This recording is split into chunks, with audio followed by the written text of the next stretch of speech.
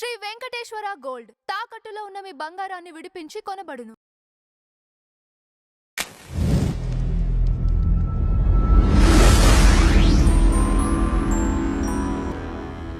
Abraham Lincoln గారు అమెరికాకి అధ్యక్షుడైన తర్వాత మొట్టమొదటిసారి సినేట్లో సభ ఏర్పాటు చేసి పారిశ్రామికవేత్తల్ని ధనవంతుల్ని అందరినీ పిలిచి దేశాభివృద్ధి కొరకు వారు విరివిగా పెట్టుబడులు పెట్టవలసిన అవసరం గురించి ప్రసంగం చేస్తున్నారు.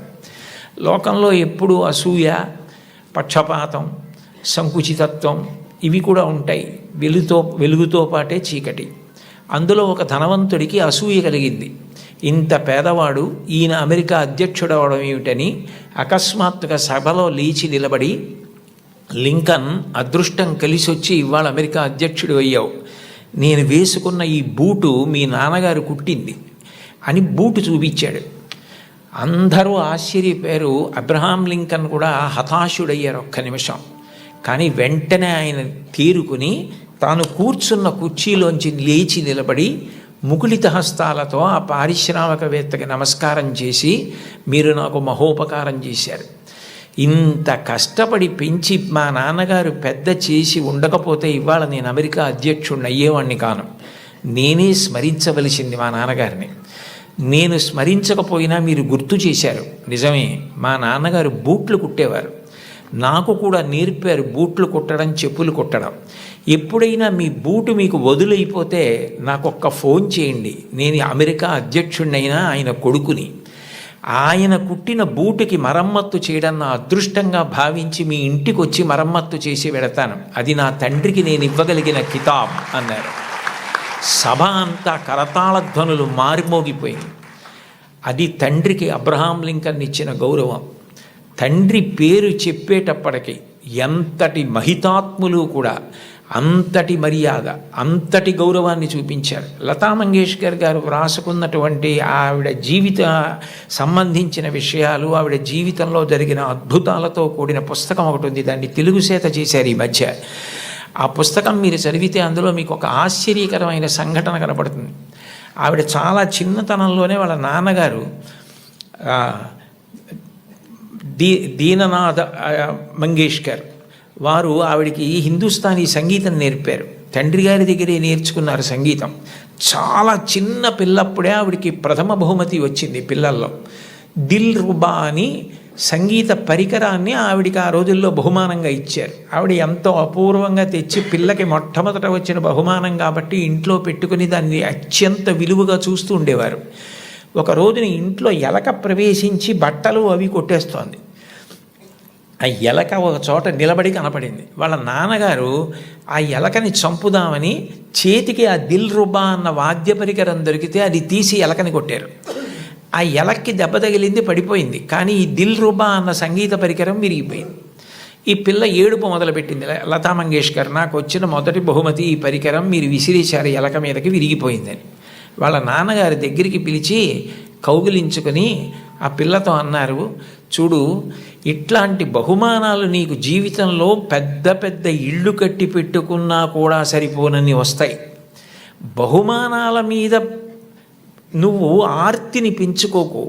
నీలో ఉన్న కళ పెరగడానికి నువ్వు పరిశ్రమ చేయడం నిరంతరం చెయ్యి.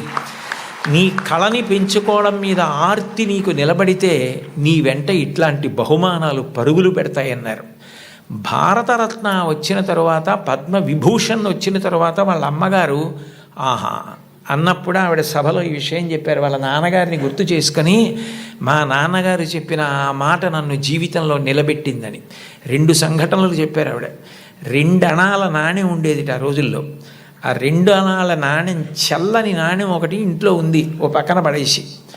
ఓ పిల్లాడు నేను మారుస్తాను ఈ నాణ్యమని దుకాణానికి పట్టుకెళ్ళి ఏదో వస్తువులు అడిగితే ఆ చిల్లర నాణ్యం చూసి ఆ సరుకులమ్మే వ్యక్తి ఇది చల్లని నాణ్యం అవతల పోవని పంపించేశాడు.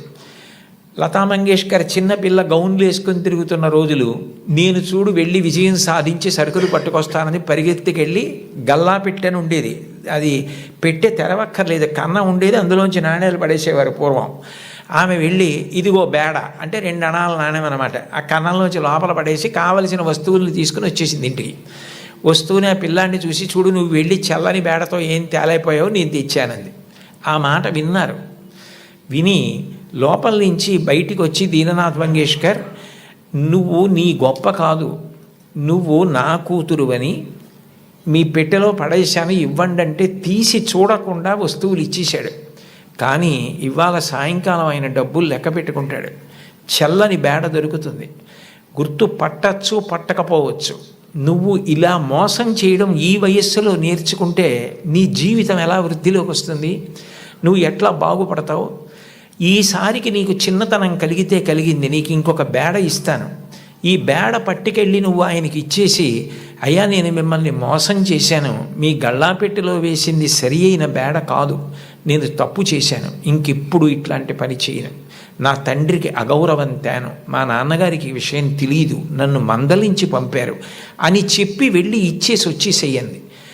ఆమె ఆ నాణెం పట్టుకెళ్ళి ఇచ్చేసి క్షమాపణ చెప్పి వచ్చేశారు. ఆ సంఘటన నా జీవితాంతం నాకు జ్ఞాపకం ఉండిపోయింది. ఆ పైన నా జీవితంలో నేను ఎప్పుడూ ఎవరిని మోసం చేయడానికి ఇష్టపడలేదు, మా నాన్నగారి ముఖం ఆయన మాట గుర్తొచ్చింది అని చెప్పుకుందావిడ. తండ్రి మాట పిల్లల్ని చిక్కుతుంది, తండ్రి మాట పెడచెవిన పెట్టకండి.